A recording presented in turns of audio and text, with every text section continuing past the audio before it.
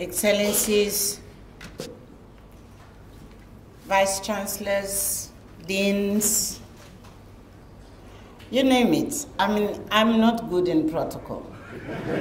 So I will just say, for me, every one of you, you are Excellency. And I'll start by thanking you for having chosen Mozambique for this 4th RUFORUM. As a Mozambican, of course, I feel very honored and privileged that we host in our capital the best of brains of this continent to come and share with us, but more importantly, to strategize on where do we take our continent from where we are to higher heights. I did prepare some notes, but then I thought I'm too intimidated to go into scientific matters in your presence because I'm simply an activist. So the safest place for me to be talking to you today is as an African grandmother. I am contemplating to retire from retirement. Some of you will have heard this before. There's a very good friend of mine who is no longer, who had retired, but people kept inviting him for all sorts of things. So he decided to announce that he was retiring from retirement. That's why I'm contemplating in a few years to do that. But before, I thought I should take you back to my maybe late 20s and 30s. I have been privileged to be a freedom fighter. So I had very high dreams for my country and for my continent. I was part of those young people those days who shaped very bold agendas and all feel of, you can name it, principles and values, and we really were infused and were dreaming of an Africa where I thought by now I would be living in a completely different continent. Then I was given an opportunity to work in government. I was for 13 years minister. I did sit in parliament. And then I felt, okay, I have given enough of my capacity in public life. Let me look at issues of development from the grassroots. So I helped to establish a foundation here in Mozambique, and we have been working with rural communities, particularly rural communities, and recently also urban. So it's in that capacity I want to talk to you. I am a daughter of a rural family. I grew up in poverty. Poverty for me, it's not a theory, it's something which I experienced. I was brought up by a mother who was at the time widowed, and there were 6 of us. And I know that my experience can be multiplied by millions of African women who have been raising their children in rural, poor settings. So my point is, what would you tell this rural woman today, after we have done this journey for freedom, I'm saying of political freedom, what would you tell her in terms of how her life has changed in the last, maybe not 50, we can say 40 or 30 years? I'm glad that this room is full of the brightest minds Africa has produced, who are multiplying in terms of training new generations, people who are researching, people who are innovating, people who... But my question is, look at the face of an African rural woman at middle age, doesn't have to be as old as I am.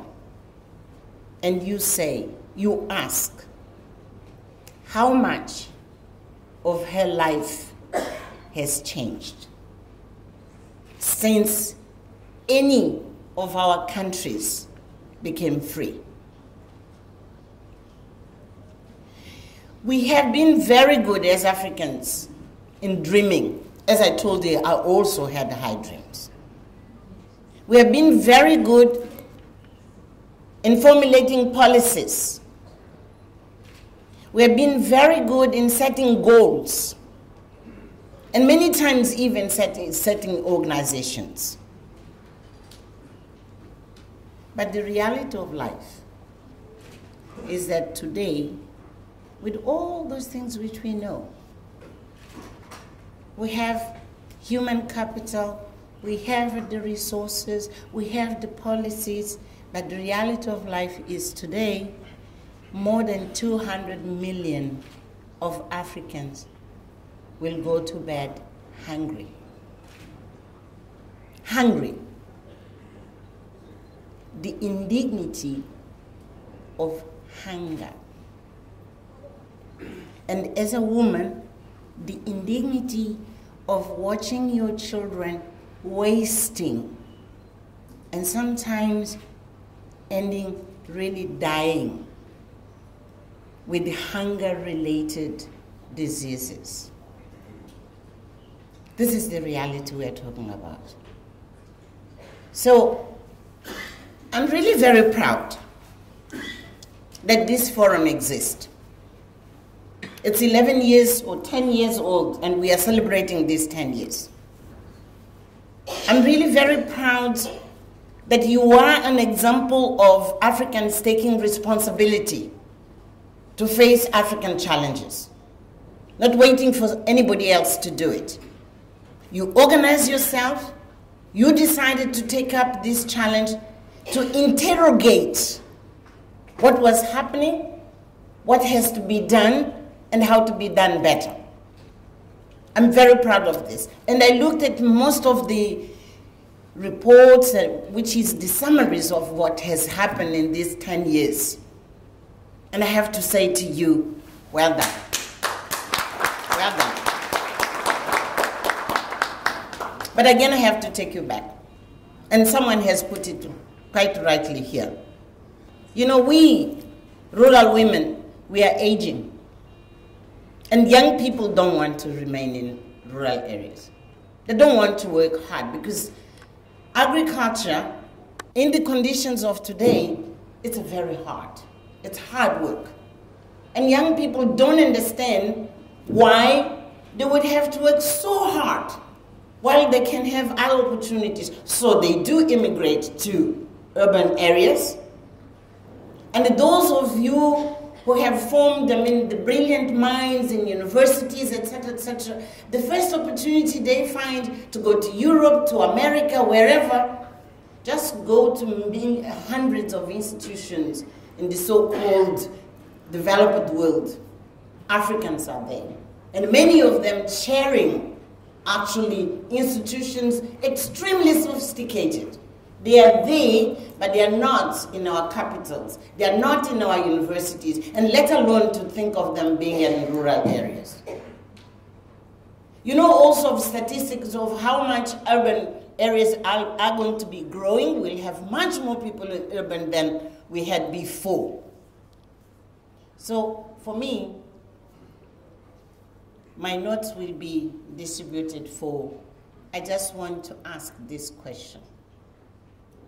What is it which we are not doing right for this situation to prevail? Maybe you'll say, no, we are doing right. Then I will say, what is it we are not doing enough? We may be doing well, but it's not enough. So my suggestion to you is, please do help our governments. Maybe they don't know exactly the magnitude of investment they have to do in higher education, in research. It is telling that this forum started through funding from 2 foundations from the United States. Am I wrong? Yeah. So it was an initiative which we are proud of, but it did not come from African budgets to pay for this kind of a forum in which we have this brain trust to invest in the best of our minds to solve African challenges. It is telling that this morning we're told that many countries are not meeting the 2% of investment in higher education. And you know what? My daughter, the chairperson of African Union, she made a beautiful speech this morning. But you know what? For her to work, even to be able to conceive this Africa we want for 2063, her budget for programs at the African Union, 80% of it comes from more or less the same people who allowed this forum to be established. 80%. Only 20% comes from our budgets. In my language, there's a saying which says, your neighbor's contribution will, your granary will never be filled by your neighbor. Huh? Your granary will never be filled by your neighbor. Which says, our hunger, our institutions have to be funded by African resources.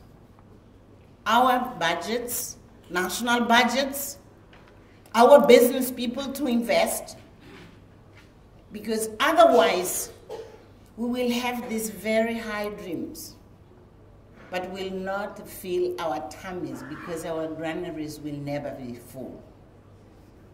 I want to challenge you. Take the time in each one of your countries. You are 42 universities. In each country, to think through and say, how many scientists I would need if I am to, by 2000, we said 20? Or we want to call it 15, to 2020 or 2030 if you want to take the UN target, whatever. How many scientists you would need to train? How many engineers? How many technicians you would need from your point of view as a higher education institution, as a tertiary institution? How many? To make sure that you have the ratio which would help that rural woman I'm talking about to change the way she does agriculture, to make sure that she has to move, Dr. Yamin put it right, to move from hoe to very simple mechanized instrument. But that you will say it's not your business to do that plan. But it just say how many I need to be on the field to take my research, to take my knowledge to rural women, because they are the majority who produce food in my country. How many engineers, how many scientists, how many, all those. And even if you say how much of input and research we should produce for that to happen. But don't say how many only. Please cost it. How much it would cost. And with this in our hands, then we have to confront every single government in this continent to say, you know, if we are not going to continue to have people dying of hunger, we as universities, we as research institutions, we need to form this kind of people, and this is the cost. And then we challenge every single president and prime minister, every single minister of finance, every single minister of education. Because you know what? When I say I've been in this for 30 years, is that we all say what has to be done. We know what has to be done. But we have to move now and change. With this, we need these resources, we need this capacity, and every one of us is accountable to make it happen. You as institutions, governments as such, research, every one of us has to have responsibility of how we change this. Because we can get to 2020, 2025, 2030. We will say, we reduced poverty, we reduced hunger. I think it's no longer the issue of reducing people who go hungry. It's to eradicate hunger on this continent. So that's where we have to move. And me, when I get at the time I'm going to retire from retirement, and more importantly, when I go down there, I want to have a smile in my face to say, you know, I'm not leaving behind a child who dies of hunger. I'm not leaving behind that woman who has the anguish of not being able to feed her children. That's what an activist is all about. You know, many of us have a difficulty of seeing ourselves in the skin of these numbers we're talking about. We get used to talk about numbers. And we fail to put a face in each number. When we say more than 200 million people, these are people like us. Let me ask you something. When you go back home, please look at your wife or your husband, your children, your grandchildren, and think about it and say, what would I do if my grandchild would go hungry to the extent of being threatened of death because of hunger? What would I do? My experience with these women we have been working with is precisely what Dr. Jamin was saying. She hears all these theories we talk about and say, but what does it mean to my life today? So I'm saying you have to move to her and to look at her as it's your mother or your grandmother. And you look at those kids who are dying as if they're your children and grandchildren. And then she also has to move to understand that in you, she has got an ally who is going to change her life. But we need to connect. And maybe what we are not doing today, we do not connect enough. We don't connect with them, and they don't feel where we are and how we are paying. We are paying a contribution. We are making a contribution. This is one. The second thing which I want to remind you, we are told that 43%, sometimes 40, but it doesn't matter. But more than 40% of our children on this continent, they are stunted. And I think you know what stunting means. It's not only about growing without growing physically. The most dramatic issue is that those children will never, and I'm saying, they will never develop intellectually to their full potential. So we have almost half of African children who are not going to reach this full potential intellectually. What we are doing in our schools, it's the best we can, sometimes not even the best, but what we are doing in our schools, it's going to make a contribution, but there will never be as much as there could be. And this is growing every year. We know the African Union, actually the ECA, has done recently a study of the cost of hunger or the cost of malnutrition.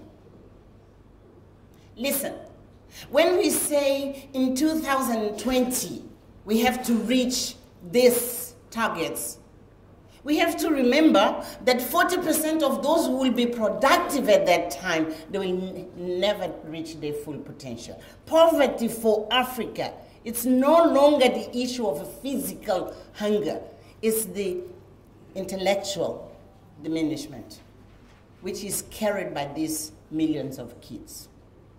So I really think that we need to, I'm coming to the end. I think we have to interrogate ourselves very seriously. Each one of you to say, okay, we have been doing well. But the result on the ground is that what we believe is good is not good enough. So, what can I do more? And what can I do better? That's the issue.